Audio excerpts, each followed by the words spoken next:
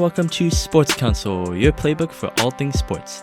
I'm your host Matt, and I'm here with Bryant for this episode of the show. It's the final and most important week of the fantasy football season, Fantasy Championship Week. With the ultimate week of football set to begin on Christmas Day, we unveil our special Christmas-themed starts and sits to help deliver you to a fantasy football championship. Plus, in honor of Festivus, we'll be airing our grievances on the fantasy football season. Today is December 23rd, 2025, and this is episode 201 of the show. Well, Matt, it's the happiest time of year. It's the holidays. We got Christmas. We got New Year's coming up. You feeling happy? Depending on certain results, yes. Yeah, you got a lot of. I'm sure your entire emotional stability is going to be tied to this coming weekend here. I know it's a big one for you. That's what I hate about, the fantasy football coinciding with the holidays. Obviously, I think this is something that we've been waiting for kind of the entire season. And if you're here and you're listening to the podcast, congratulations. We presume that you made it to the Fantasy Football Championship and you're trying to receive our counsel here. But at the same time, there's always a chance that you could lose in the Fantasy Football Championship. And then basically your entire holidays are ruined. You crash out. You embarrass yourself in front of your family. Try not to do that this year. Take your loss with dignity. But obviously, hopefully, everybody wins when you listen to this podcast. I'm going to keep an eye on you, Matt. I'm going to hold you to those words over here. I'll let the good people know if you stay true to yourself. Please do. Please monitor me. I need a camera to restrain myself or something, like a live stream. Don't let me crash out. Just have that should be this week's like a special, just a 24/7 cam of yourself for this coming Sunday. The crash out cam. All right. Real time. We'll keep it under advisement. But either way, this is the Sports Counsel podcast. We've got a lot to cover, but before we get to that, we want to make sure that you are following along to everything that we are saying. So obviously, click that follow button on our Spotify, iTunes, Amazon Music, wherever you get your podcast from. Subscribe to our YouTube, of course, our TikTok. We got some very interesting content coming that we'll talk about a little bit later. Obviously, our social media handles are sports_counsel on all our platforms, including Twitter, Instagram, Threads, everywhere that you have social media, it's sports_counsel. And you'll find in the bio of all of those social medias our Discord link, where you can join our community, get fantasy football advice straight from the source. We are always monitoring. Obviously, G's not here, but me, Bryant, Dylan, Gav, Nando, all of the analysts are there. They're always checking it. And if you have any special advice that you need, you can put it in the Discord and we will definitely answer it. So once again, sports_counsel on all social medias. Join our Discord. Subscribe to all of our handles.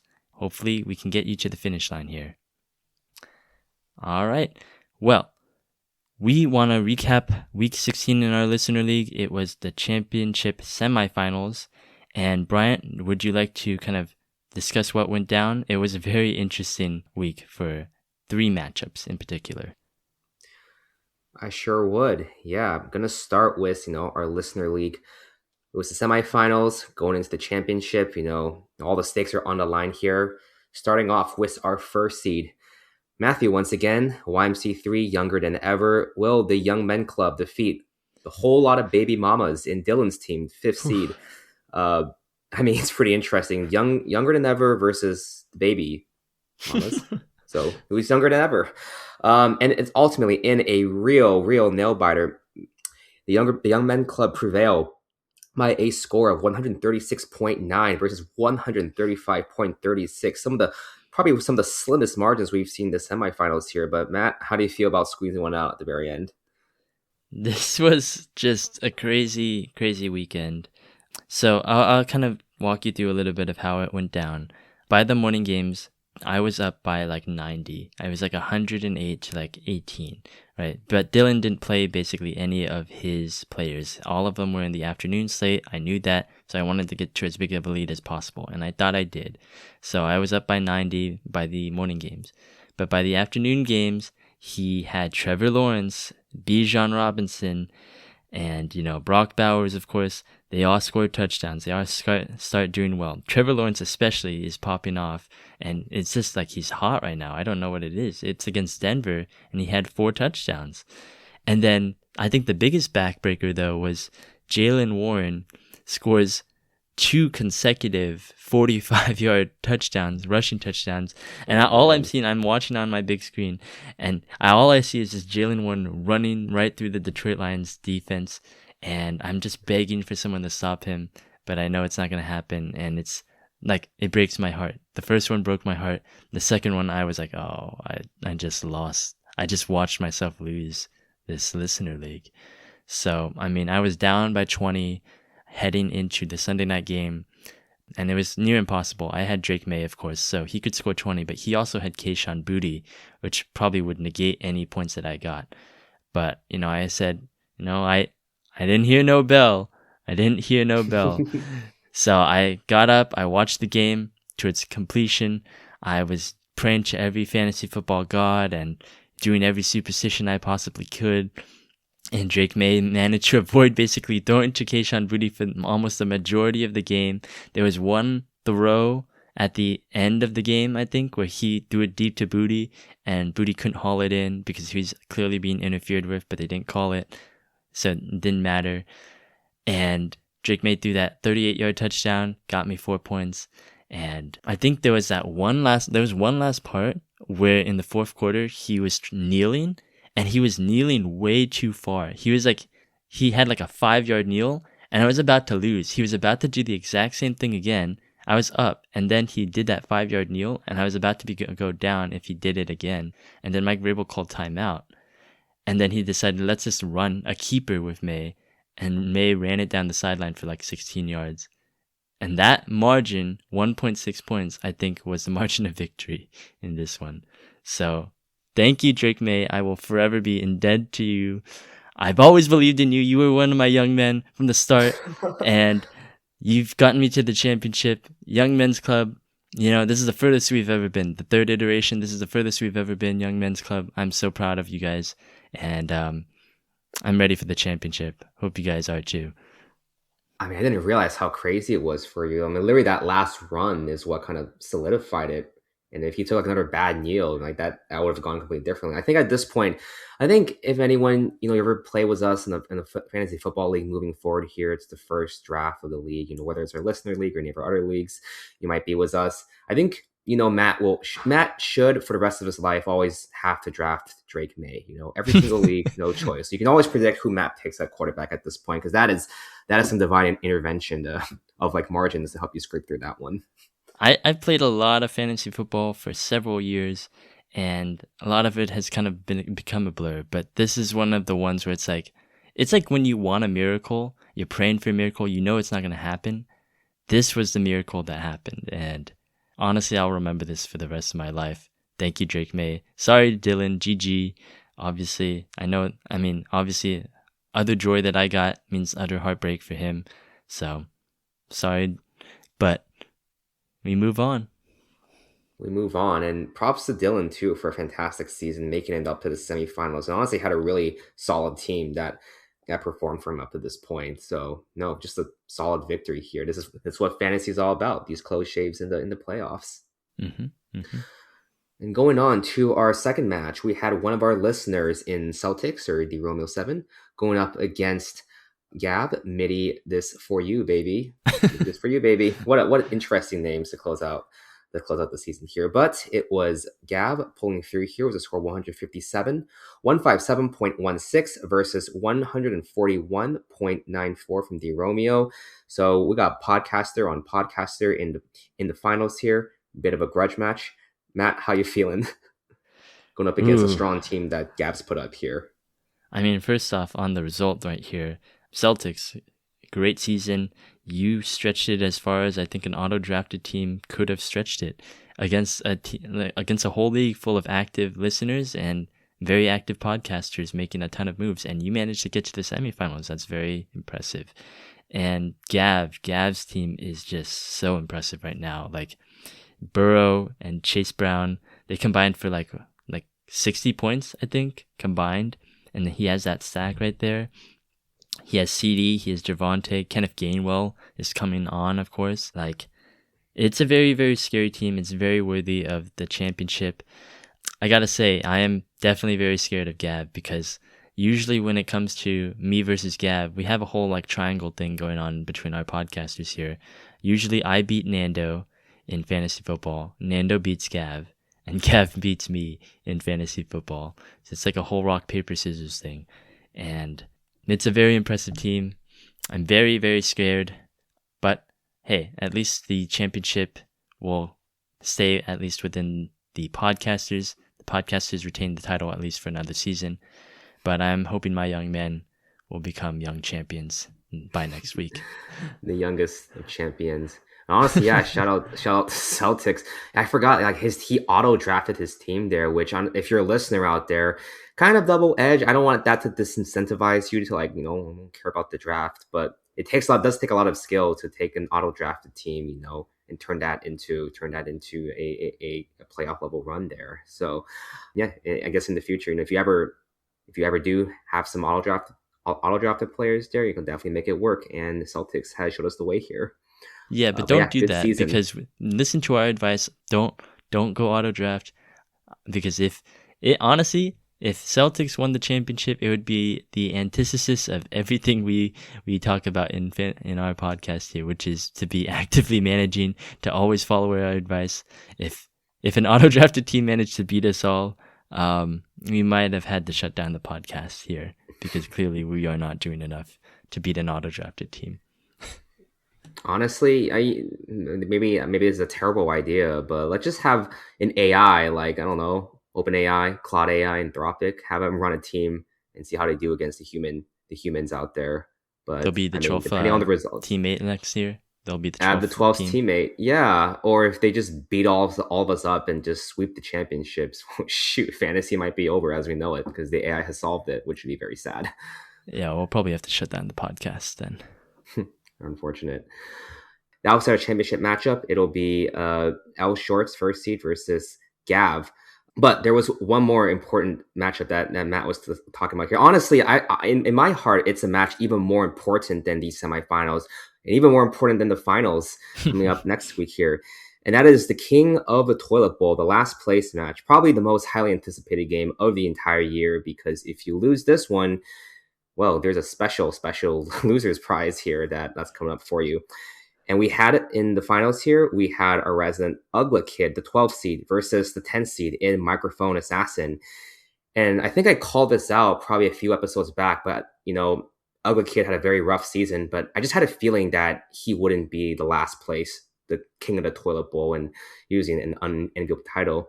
And that's exactly what he did. Ugly Kid pulled through. He wins with a score of 132.68 versus 82.82.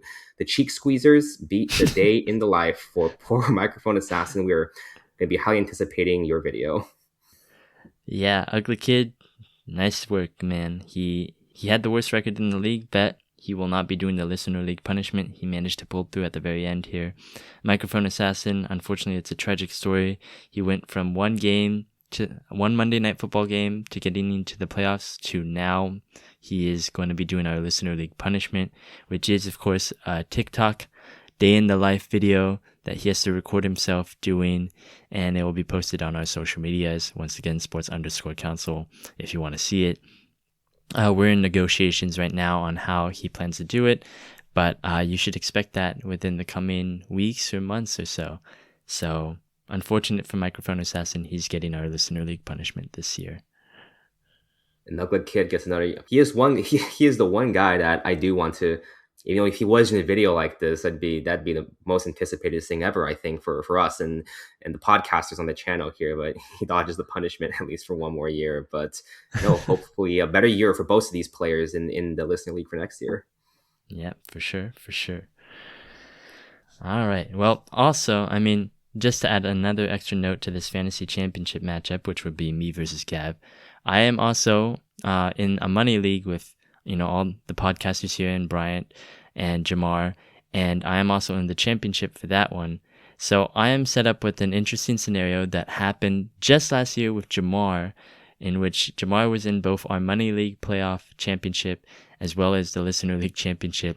And if you heard his tragic story before, he lost both of them on Monday Night Football. And honestly, man, I don't know how he came back from it. And I really would like to know, because I might be encountering the same thing here within the next few days.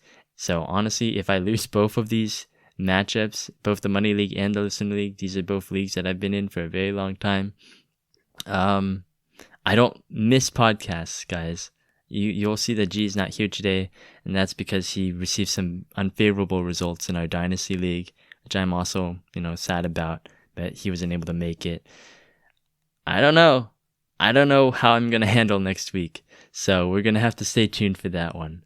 But just keep it in mind as far as my mental state is for these holidays. Yeah, you guys are taking it really. I mean, this is the real deal. This is the podcasters, right? Y'all embrace every facet of the fantasy football game. This is true dedication. You guys can understand for the listeners, man. These are the hearts and souls.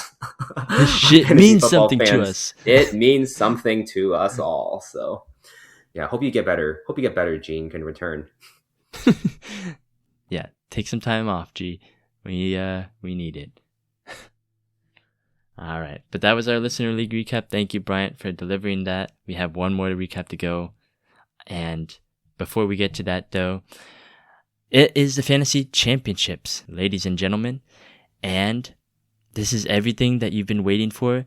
This is everything that you've been drafting since summer to achieve, been going on the waiver wires, playing all our playoff strategies and whatever, and you're finally here. And this does not come lightly, of course. Obviously, if you play in multiple leagues, I don't expect every single one of your leagues to be able to have made it to this point. I think everyone kind of understands the kind of beauty and the tragedy of fantasy football. I obviously made it in both of the championships in my leagues, but I also lost in several other leagues in horrible fashion this weekend in the semifinals. So obviously, just take a moment to just appreciate where you are. It doesn't always have to be the end result is the championship. It's great to even make it here. But this isn't a consolation podcast. We want to make sure that you win your championships, and that's why we are unveiling our final starts and sits of the year. We know how important this is for you guys. We know that it's the holidays and you're kind of stressing out, probably not even thinking about fantasy football or have the time to think about it because you're doing presents, you're spending time with the family. That's why you're listening to this podcast, in order to make sure that, we got you covered and who exactly to start and sit to win a championship game. And because this championship weekend is taking place during the Christmas holidays, we decided that we're going to do a very special Christmas theme starts and sits. We're going to be using some very delightful metaphors in our very, traditional Sports Counsel fashion in order to describe these starts and sits. So just a quick recap on how we did last week. We were not super helpful. We went 7-10 last week. We had some hits, we had some misses, but we want to definitely shape that up and get that settled for this week. Bryant, you are kind of an expert when it comes to doing these holiday metaphors in our starts and sits here, as maybe listeners heard in the 200th episode there in our kind of compilation. So why don't you kick us off? Be short, happy to here. I got a great reference to kick us all off here. So starting off, of course, was our last start and sits of the year. Very sad, but for quarterback, you should look at the way of one Caleb Williams versus the Niners for this week. I'd say this is a very strong choice if you've believed in Caleb, like myself, had faith in him all year, even though I didn't start him in certain leagues. But now you believe, right? The metaphor is this, right?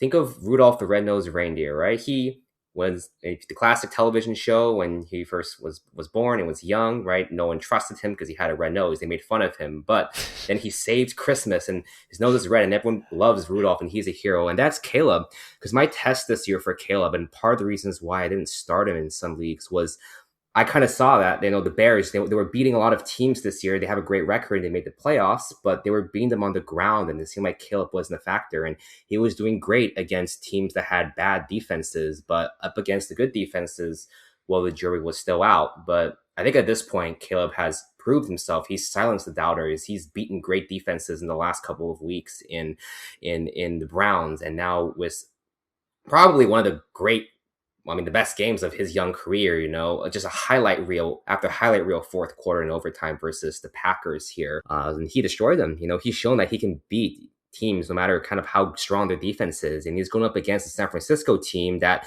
has also somehow made the playoffs. And I'm sure Matt and I are both equally confused as how they've done so. Yep. But they've beaten, this is the Niners defense that gave up over 200 yards and multiple touchdowns, the likes of, Phillip Rivers, who is still a goat of the old regime in his own right there. But, this is a porous defense that Caleb Williams would love to exploit there. So Caleb, the red-nosed reindeer, Williams, can have a good game against the Niners. Oh, man. Yep. This is why we do this. This is why we do this. Caleb, the red-nosed reindeer. I wonder if he'll take exception to that or he likes that. I think he'd taken up to it. I mean, he wore like a cheese grater right after the game to volunteer on the next day here. So I can see himself dressing up. I don't know if it's Rudolph, but I'm sure he's in the spirit. Seems like a festive guy. All right. Well, I got 3 quarterbacks for you as my starts of the week. I want to preface this obviously by saying, like we've done basically all season in our starts and sits, these are not starts where they are completely obvious, right? The sits are not going to be completely obvious either, right? I'm not going to tell you to sit Tyler Huntley or start Josh Allen, right? We want to give you confidence in, those 50-50 decisions and maybe guys that we believe are going to have a very, very big week in terms of the championship weekend, right? This is kind of like a 1 week winner takes it all kind of thing. So we want to make sure that we kind of give you, options here that are, reasonable options that you are actually thinking about, as well as kind of like waiver wire guys that you might want to look at. So Caleb obviously is kind of like in that mid tier where, you want to get some confidence. And these 3 are also guys that we want to give you some confidence in. First off is Dak Prescott versus the Washington Commanders. This is my absolute must start, smash start right here, because this is going to be on Christmas Day. And I think Dak Prescott is going to get you off to a roaring start. Because let me just read you some stats that I saw from a certain Scott Barrett. They're going up against the Commanders. And the worst pass defenses by fantasy points allowed per dropback is second, Commanders. Schedule adjusted fantasy points allowed in passing, Commanders second with 3.7. EPA per dropback allowed, Commanders are first with 0.27. Passer rating allowed, Commanders second, 107.6. In short, guys, the Washington Commanders are potentially just the worst team ever in terms of defense. And I know I've ragged on Cincinnati, but I've been trying to, temper my, ragging on Cincinnati. So I've decided to focus my attention on Washington for this final week here, because Dak Prescott is just going to murder this team. He's had a history against them. He finished as the quarterback 9 last time they faced off in Dallas a couple weeks back, and that was with Jaden Daniels as the starting quarterback. Now they're going to start Josh Johnson at quarterback.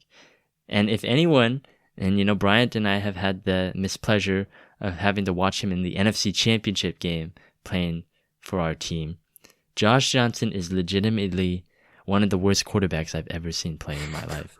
And I don't understand how Christmas. I don't understand how he keeps getting jobs. Like, he must be the most likable guy in the world, because every time he looks like he steps on the field, it doesn't look like he's read the playbook. It doesn't look like he knows how to throw anymore. Like, I still remember his hands were shaking in that NFC Championship game. Like, he didn't know what the fuck he was doing.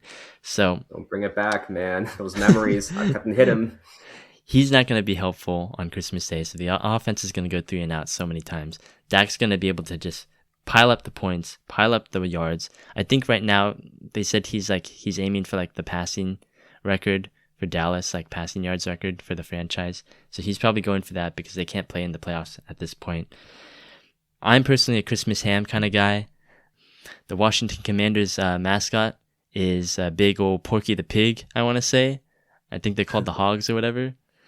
Dak is going to cook them. And this is, the afternoon game. He's going to be able to cook this ham just in time for Thanksgiving, for Christmas dinner. Start Dak Prescott. And the other two I have in mind are Trevor Lawrence versus the Colts. He's just been hot. You just got to keep letting him cook at this point. And Jacoby Brissett versus Cincinnati. I know there isn't a lot of confidence after he kind of flopped last time against Atlanta, but Cincinnati is literally one of the worst defenses. I said that from the start. I said I wasn't going to target Cincinnati as much, but I got to just do it a little bit for fantasy football championship weekend. I would also be confident in starting Jacoby Brissett again. Yeah, all strong QB starts, an early Christmas gift for those youngins and old ones who like to gamble and play fantasy out there. Not that you guys are, but it's a great early Christmas gift. If you aren't playing in the championships, just bet on these things. Just switch to gambling at this point. Yeah, switch to gambling. Have a great start to 2026. Be a winner. Yes. And going on to running back stars, keep things moving on here with RJ Harvey versus the Kansas City Chiefs here. Now some of you might be thinking, okay, wait, RJ Harvey, he's the starter, but I mean, he was a bust. He against the last game against the KC. I remember that game. I had RJ Harvey and just didn't do that well.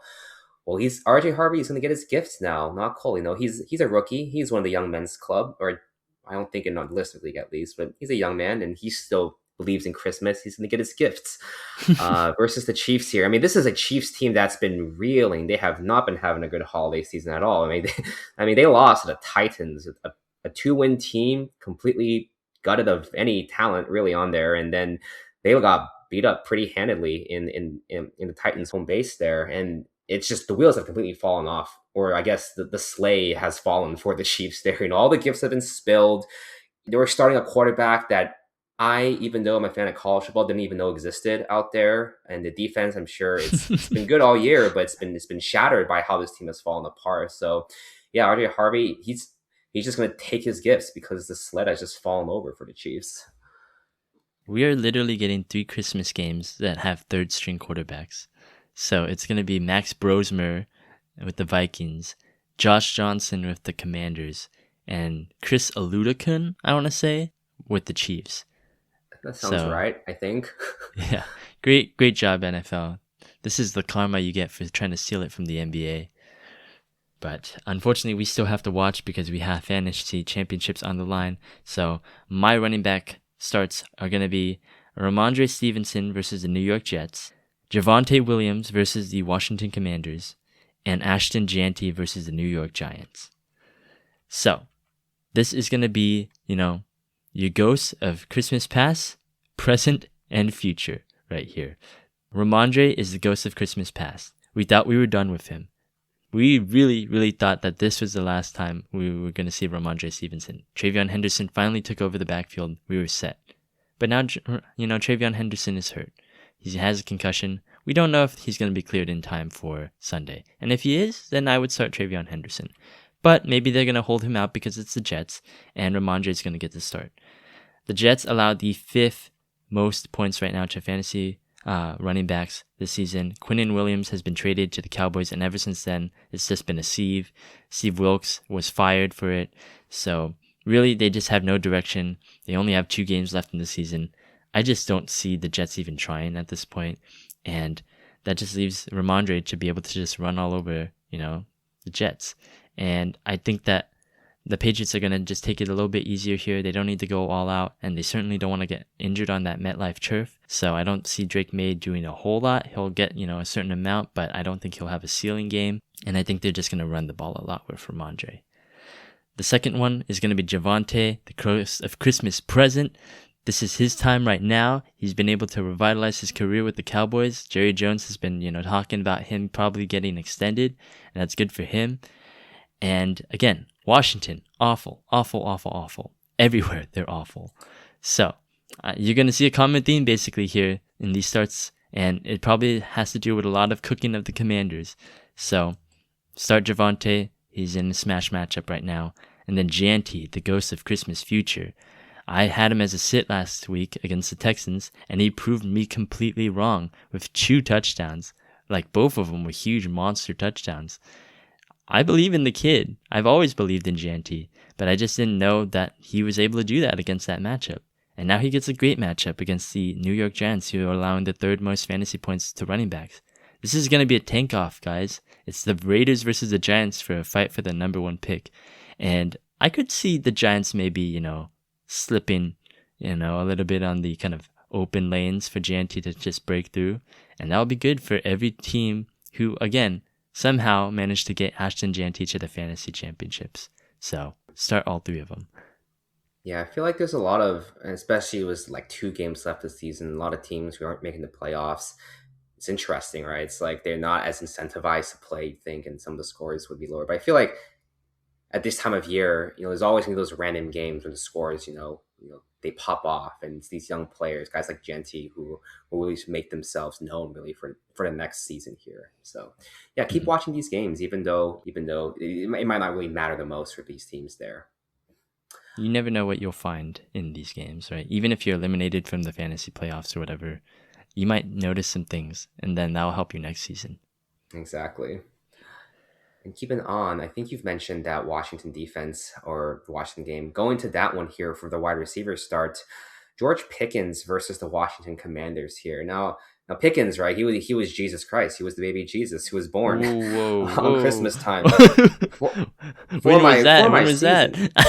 Or this not now. To be fair, this was earlier in the season. The baby Jesus was born, but then he was born early in the season. But he has since he died. He was killed, but I think he returns this game. Jesus comes to life. I think that basically becomes an Easter reference more than the Christmas one. But Pickens, he's been my Jesus this season. And he'll be born again against these Commanders. Like Matt, you mentioned, this is a team that has Commanders team. I mean, I guess both teams have nothing to play for, but it's still an NFC East rivalry game. They are the most ferocious with each other.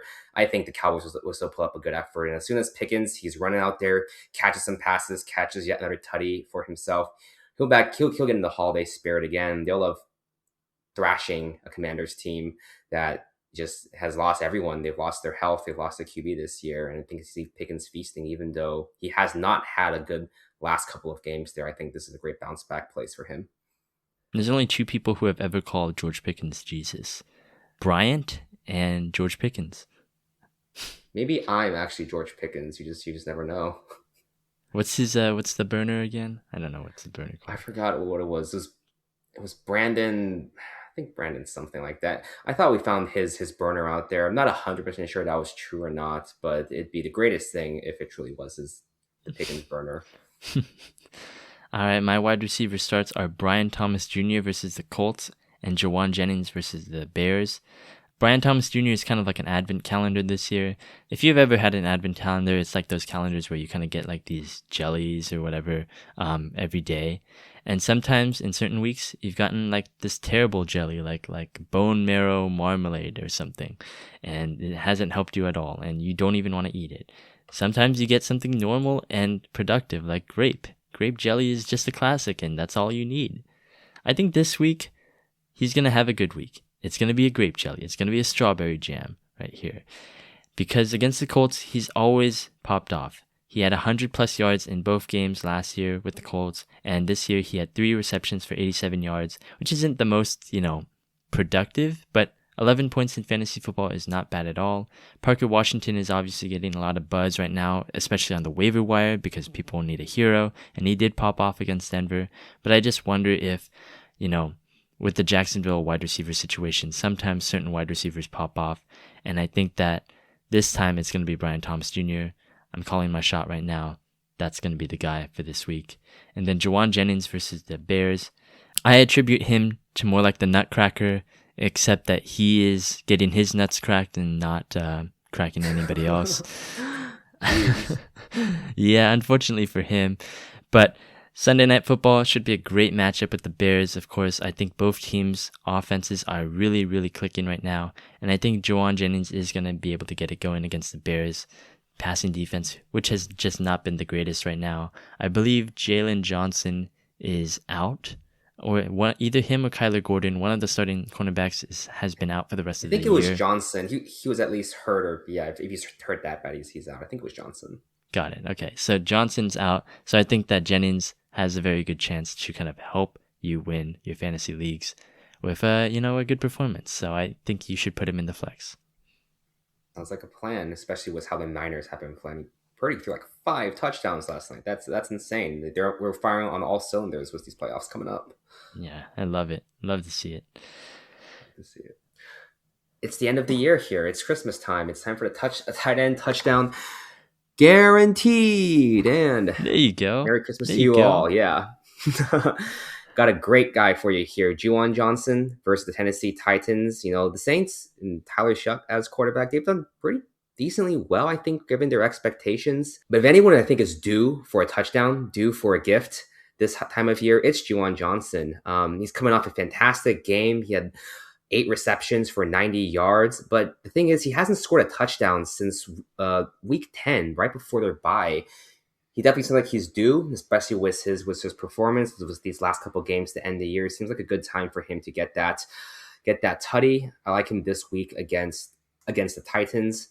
I see him getting that gift. You can kind of think of it as Secret Santa a little bit, where I know some of the gifts in Secret Santa that you might not be kind of what you were expecting the most, but I think this is a good one. He's going to get a great gift for you and your fantasy team, and that's called 6 points and a touchdown. Very nice, very nice. I'm going to go with Brenton Strange versus Indianapolis. Stranger Things is coming on Netflix on Christmas Day. 3 episodes are going to be on for the final season. But that's not the only strange thing that's going to be happening in Indiana this Christmas. I love this matchup, and this is last time we covered it in our starts of the week. Brenton Strange was going to be our start of the week against Indiana like a couple weeks ago. He didn't do so well, but the matchup is still there. Again, the Colts are allowing the 7th most points right now to tight ends in terms of fantasy, and they just let George Kittle pop off on them. He was just going, he was wide open on just a lot of these like rollouts and bootlegs, and Trevor Lawrence is definitely hot right now. I'm saying, I think the Jaguars are kind of just going to demolish everybody in their path at this point. The Colts have basically given up because they're about to lose their playoff, chances. Brenton Strange, he's going to be the stranger thing that we talk about this Christmas weekend. By the way, Netflix, we can promote your Stranger Things thing. Just let us know. December 25th, that's when the episodes drop. That's a resolution. Hey, what if that's it? The first promo we get from Netflix. That'd be a great start of the new year. Watch the final season of Stranger Things on Netflix. December 25th, that's New Year's Eve. A free promotion here, Netflix. Give us a little something, That'd be $20. $20. Going on to the sits here for quarterback. Well, bah humbug. We got some players you shouldn't look at this time of year. Starting off with Bo Nix versus the Kansas City Chiefs here. I know we referenced I said RJ Harvey earlier for the Broncos. I'm going to say, they're going to run all over the Chiefs here. But Bo Nix, he's been, I guess, doing just okay to expectations. Just hasn't been that spectacular. I just really see the Broncos really just going hard with their run game against the Chiefs. I'm just looking at what the Titans did against them. Tony Pollard rushed for over 100 yards. Tajay Spears had 50 yards and a touchdown out there. So the running backs have really been getting in their work against the Chiefs. You can definitely see, making it, that running back heavy RJ Harvey game, taking advantage and beating up on a division rivals when they've had a terrible Christmas. They're on their hands and knees out there. But Bo Nix, I think he'll put up a Grinch level performance. He's gonna steal that Christmas and just not put up that performance you need him to, especially if you're looking at the championship game. You really need him to do beyond that A game. Just don't think that's gonna happen in that game there. So just be wary of the Grinch and Bo Nix this holiday season. I have no idea how Tajay Spears was able to put up a top 12 fantasy performance against the Chiefs. It's just insane. But I agree. I mean, why wouldn't the Broncos just kind of run the clock out at that point? So definitely a good sit right there. I'll give you another one. Jared Goff versus the Minnesota Vikings. This is just a very tough matchup for Jared Goff. And I think that he's just going to be, I know it's not Sam Darnold, but I also think he's going to be seeing some ghosts out here because you can't use that one anymore. He exercised all his ghosts. No. It's going to be a very silent night for Jared Goff in terms of kind of his production. Detroit's basically fighting for their playoff lives. I think they're basically done at this point, but since they're the earliest game, I think they'll still try to win it, obviously. But it's getting very bleak for the Lions, and this is not really the matchup you want, if you're the Lions, because Minnesota, their defense has just been red hot at this point. They've had 6 straight games without allowing a single passing touchdown. Jackson Dart, our sit of the week last week against these Vikings, 1 point at home in New York. And this is going to be in Minnesota on Christmas Day. Vikings, they're not making the playoffs, but they are winning right now. They've got a lot to cheer for. Max Brosburn's not going to be the greatest out there, so I don't really expect a whole lot of production. But I do expect Brian Flores to keep on cooking and basically to try to do his best to keep shutting down Goff, trying to keep the pride alive for his Minnesota defense. They want to make it a 7th straight game. It's just very hard for me to just believe that I want to start Jared Goff on championship weekend against this defense. Just not a good bet. Yeah, that defense has been ferocious out there. Like, I mean, I saw this myself with likes of, Prescott, Pickens, the Cowboys, and they just got blanketed by the Minnesota secondary there. So yeah, definitely, even though you might have great success with guys like Goff and Amon-Ra, but this is the Minnesota number 1 passing defense, and they've been no joke out there. So definitely don't look that way. Mm-hmm. Going on to our running back sits here, and that's going to be just any of the Vikings running backs versus the Detroit Lions. It's going to be, I know I kind of said it last week. We're looking at Aaron Jones, like some Jordan Mason out there. It kind of went about not like they did terrible. It's like you got socks for Christmas. That's honestly a really good way to describe how Aaron Jones is doing out there. I mean, yes, you get a gift, but it's socks. It's very, very, very mediocre. And that's how he basically did against the Giants. One of the worst rushing defenses out there. And he rushed 85 yards, but no touchdowns, not many receptions, gives you like 11 PPR points. It's like, yeah, that's about it, really. And going up against a Detroit team that, needs to keep on winning, out there, I just don't expect them to do that well. So, yeah, socks for Christmas, Aaron Jones, look at that, maybe 9 or just like a 10 points for that running back slot. Don't expect a spectacular one from any of these Vikings running backs. Yeah, he's completely functional, but it's never exciting. That's exactly what socks for Christmas is. Like, it works, but it's just not really gonna get you. It's not really the most exciting thing. It's just functional, and that's fine. But you want a little bit more spice, basically, in your fantasy championship lineup. One guy that has been a little bit spicy this season is Rico Dowdle, but I want to sit him against the Seattle Seahawks. The Panthers are bipolar, people. And I've been watching basically their entire season, and this is how it goes. If people start to expect something of the Panthers, they disappoint. But just when you think that they're kind of that trash team, they beat the Rams, they beat the Packers, they beat the Bucks this week, right? And they were able to get back into the front-runner seat for the NFC South. But naturally, of course, right when everybody's back on Carolina, they're going to disappoint again against Seattle. And Rico Dowdle is going to be a part of that. Seattle already is the 8th best defense against running backs this season. So it's already not an ideal matchup. I just don't like the, matchup at all. I don't like that Seattle has a lot to play for, and Carolina actually doesn't have too much to play for in this, because if the Bucks win against the Dolphins, then it's basically going to just be a winner-take-all in Week 18 for the division. So if they see signs that Tampa Bay is pulling away early against Miami, I could see them resting starters a little bit. So something to keep in mind. I'd sit Rico Dowdle. And then I'm also going to go back-to-back in terms of these sits here. I'm going to go to the wide receivers. I'm going to go with 2. I'm going to go with everybody on the Texans versus the Chargers, and then everybody on the Chargers versus the Texans here. Wow, you don't like this matchup. This is, I don't know what to describe. This is like a Christmas feast gone wrong, it sounds like, all these sits. It's going to be a disaster out there. And, it's not going to be on Christmas. It's going to be the Saturday after Christmas. But I'm sure you're going to be with your family. And if you're expecting any points coming out of this, you're going to be dead wrong. Because after you see the 7th Justin Herbert sack and the 6th CJ Stroud sack, you're going to crash out on your TV and say, where's my fantasy points? Because this is the biggest mismatch I've seen in a very long time, where it's 2 great defenses versus 2 terrible offensive lines right here. Like, the Chargers right now, the Texans are 2nd best against wide receivers. The Chargers are 6th best against wide receivers. So that already kind of neutralizes all the wide receivers in this matchup. But then you got 2 amazing pass rushes versus 2 terrible offensive lines. I honestly think this is going to be the final score of this is going to be like 17-10, and that's being generous because these are 2 defenses that have a lot to prove. They both are obviously fighting for their playoff hopes here. I think this is just going to be like a very kind of a punt fest here, and not a lot of fantasy points are getting here. So if you have your Nico Collins, your Ladd McConkeys, your Quentin Johnsons, and you're expecting fireworks, I would temper my expectations.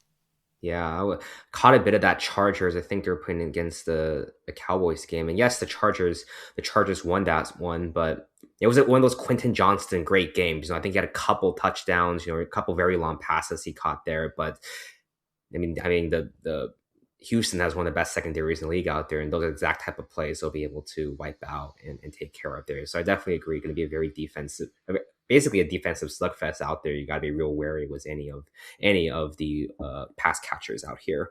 Yeah, Herbert threw like 5 interceptions last time, right, against the Texans. So not good for him. Yeah, a bad omen there.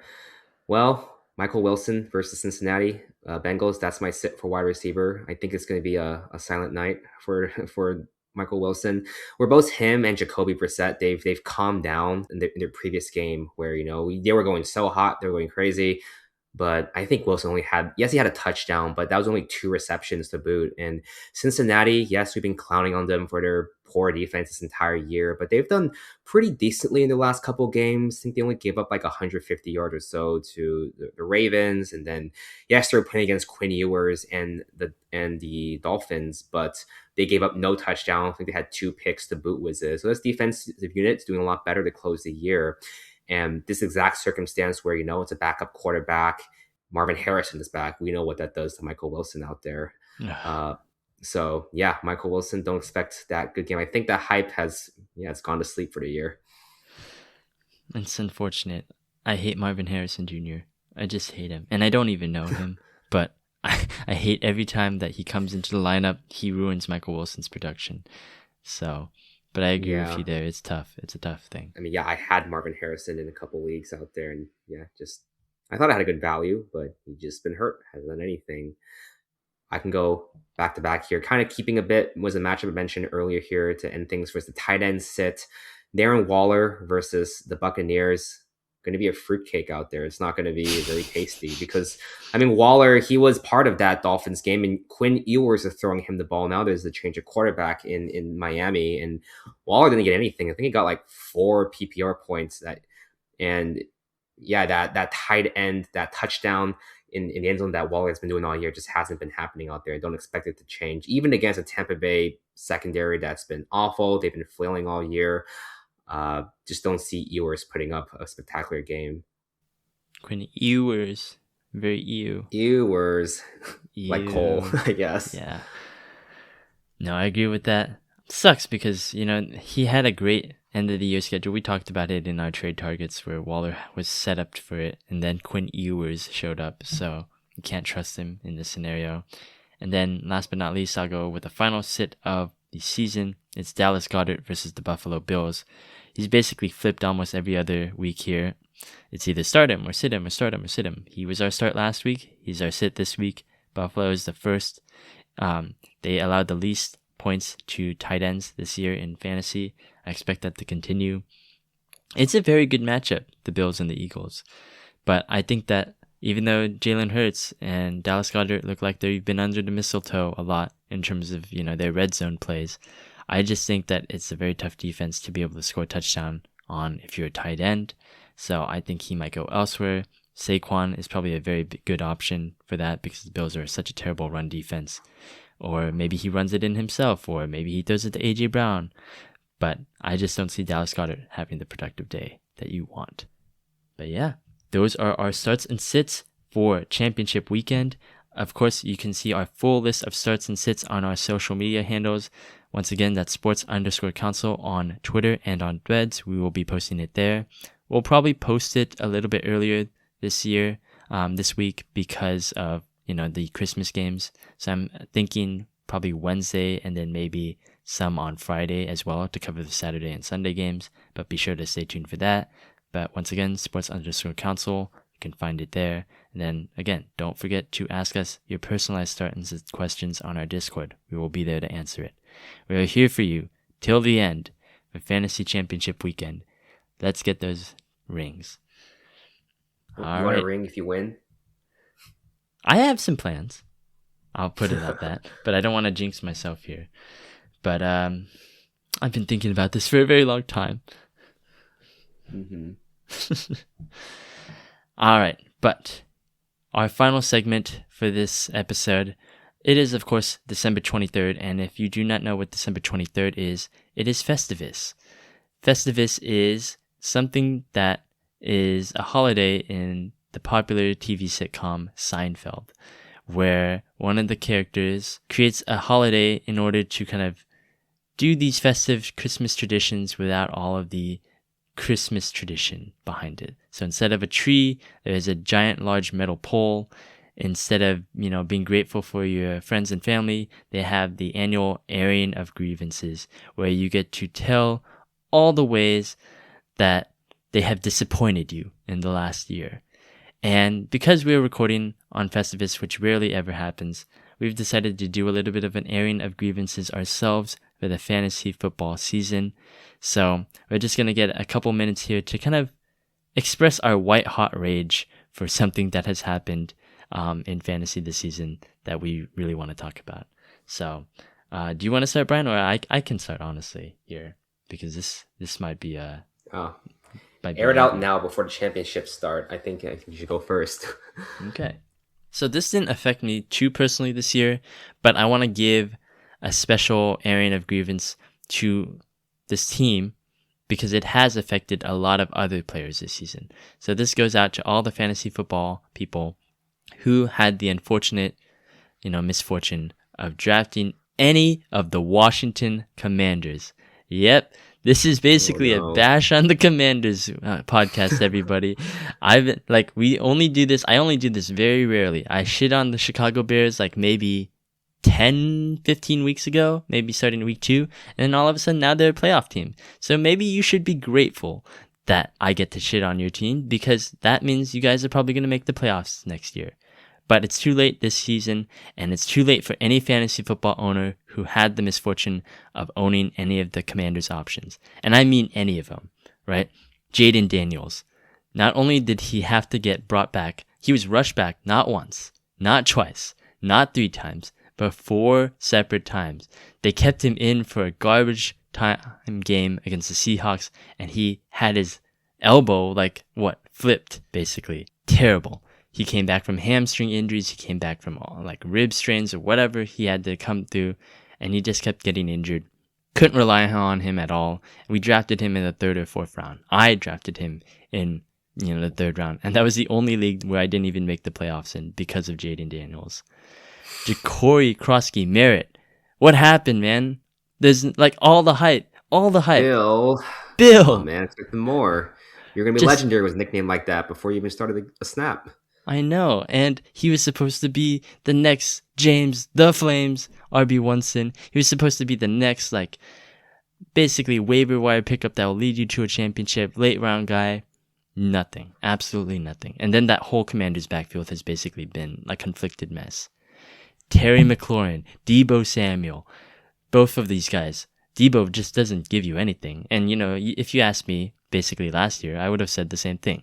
So we'll pass. We've already done Deebo enough. I've already complained about him enough. But Terry, holding out the entire offseason, coming back just to do nothing, and then he gets injured for 6 weeks, doesn't do anything. He goes on the trip to Spain just to enjoy it, and he doesn't even play in the game. Comes back, produces, but way too late at this point. All of them. Zach Ertz, we'll give you it. Well, you're pretty chill. Don't worry about it. And then the Commanders' defense, atrocious. Atrocious. I don't even understand why Dan Quinn is even the head coach when he is a defensive-minded head coach. And literally his defenses have been god-awful in both years. There was the weakness last year in their playoff run, and it's the weakness right now. I think they're 30th, 31st, or 32nd in pretty much every defensive category right now. And honestly, last week against the Eagles, I thought they were just openly tanking when they didn't go for it on those fourth downs. Like they had a 4th and goal at the goal line, they didn't go for it, and then they had a 4th down while they were trailing by 11, and they didn't go for it. It's like he was intentionally tanking out there, and it's just ridiculous. Like this guy shouldn't have a job. Cliff Kingsbury, we all know my thoughts on him. He should be fired too. It doesn't matter who is the owner of that franchise. A leopard can't change its spots. The Commanders are donezo. I mean, it sounds dunzo out there. I'm thinking back to the very first start of the season. I think I tried to do a contrarian pick and had the Commanders winning that division. God, don't trust my predictions. All right, way off was that. I mean, an ancient defense. I think they have the ghosts of Christmas, ghosts of Von Miller and Bobby Wagner still out there. Props to them for still playing out this holiday season. But I mean, That's crazy. I'm sure age has been a factor. Probably a piss poor secondary, old guys out on the line out there. I mean, that's defense doesn't work. And then I had Jalen Daniels in our money league. Did not go very well. Luckily, also picked up Caleb, bless his soul. But I mean, completely understand all these gripes you have against the Commanders because I mean, there definitely are teams with worse records out there, but I feel like none of these teams, I mean, teams like the Titans, the Jets, you knew it was going to be bad.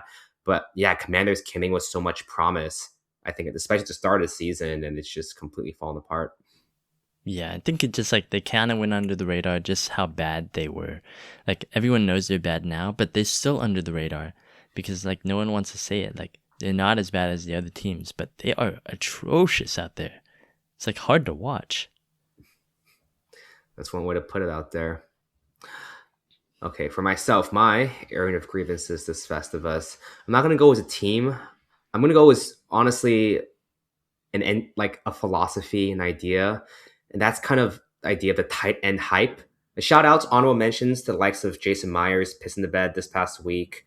All the old running backs I had in the podcast league out there. But I think the tight end hype thing, I really got to air it out there, right? I feel like I fall for it every year, at least once a year, usually multiple times per year, right?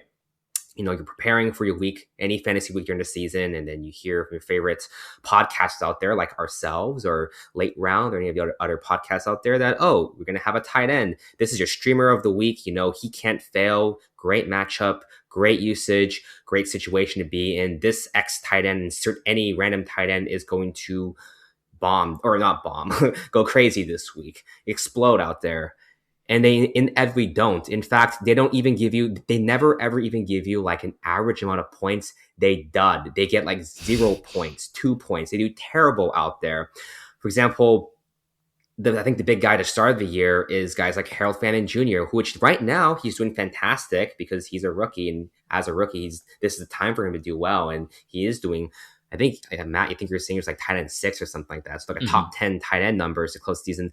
But the start of the year, and I think honestly it might be, this is ironic, I'm guilty of perpetuating it. I had Fannin as a tight end touchdown guarantee, I think for 2 or 3 weeks in a row, and he just did nothing. He got 4 or 5 points. It just didn't happen. And then mostly why this is a gripe for myself, these last couple of weeks there, in these pivotal moments, this is the playoffs. And to be fair, I'm taking a bit of a gamble. I picked Isaiah Likely, knowing that he had also, I'm blanking on the other guy in Baltimore's tight end's name at the moment here. Mark Andrews. Yeah, Mark Andrews and Likely out there. I thought at least, Likely could be the guy. He has a breakout game against the worst tight end defense out there in the Bengals. And not just Likely, both Andrews and Likely did absolutely nothing. Likely literally did nothing. He had 0 points against the worst tight end defense out there in the entire league. And then this past week, right, everyone and their mom was talking about how Colby Parkinson, this was going to be the breakout game of breakout games for him. He'd be having touchdowns the last 2 or 3 weeks in a row, be putting up tons of points, and in what should be a highly anticipated air raid matchup against the Rams, an all offense matchup, he would completely feast. And it was an all offense matchup. And the Seahawks did have a poor tight end defense out there, or supposedly they did come into the game. Every situation, every line, every thought pointed to this is going to be a great spot for Parkinson. And Devontae Adams was out too. He one less person to worry about. Parkinson in a 37, 36, 38, 37, 1 point nail biter of a game, he gets 4 points out there. Completely deflates my season, and I'm sure a lot of other people's playoff seasons out there, and just falls apart. And honestly, I don't know how to. I guess you just really have to just be careful and not fall into the hype for, especially when it's a random guy. Everyone says he's gonna do well. This is the moment. I think next season, really, you got to really stop and think. Okay, whoa. Maybe I should sit this one out. Or if you do have other more stable tight end options, maybe I should trust him. Especially if it's like, hey, this is the second week. He has had 2 weeks of great performances. This is the third week. This is the time to buy in on it. I feel like it's usually that third game when it's just like it falls apart. The bust happens. They hit 0 points, 1 points out there, and it just doesn't go your way. So yeah, my grievance this year, yeah, just be careful of those tight end hype, because I've bought into it one too many times. Yeah, don't go chasing waterfalls, right? Like, you didn't even talk about like Trey McBride completely just busting at the wrong time. In this week, he had 6 points in PPR. Like, that probably ended a lot of people's semifinal hopes. And then George Kittle, I mean, I love the guy, but he also had 0 points in his first game back from injury, and that also hurt a lot of people. So it's like it just happens. Like, all these tight ends, like, it just keeps like, and that's the variance of fantasy football, and it happens with every position, but it just feels like it hits with tight end so much more. Yeah, there's only like a select few tight ends. I know some fantasy leagues don't even want to have tight ends because they're so volatile and hard to predict out there. So it definitely does come with the territory, but it just feels bad every single time when you fall for the hype and they just do nothing. Yeah. Well, those are our airing of grievances. We kept it brief, but obviously we had a lot of pent-up anger and rage in there. And if you want to air your own grievances this Festivus season, please share it with us. We would definitely like to know, because I'm sure that those weren't the only grievances out there. So once again, Sports_Counsel, please share it with us, or just rage in the Discord, rage in our voice channel, and we'll definitely hear you out on them. All right, well, that is going to do it for this episode of the show. We hope you enjoyed it, and we honestly hope that you enjoyed all of our fantasy football episodes throughout the entire season. That goes back from the preseason when we were doing the pre-draft episodes to every starts and sits episode for this season. And we really hope that we helped a lot of people with our starts and sits. And we want to make sure that you guys just have a happy holidays, Merry Christmas, Happy New Year's. We will hopefully have a podcast next week, depending on if I crash out or not. But we want to just say good luck on your fantasy football championships, and have a happy holidays. Happy holidays, Happy New Year's all.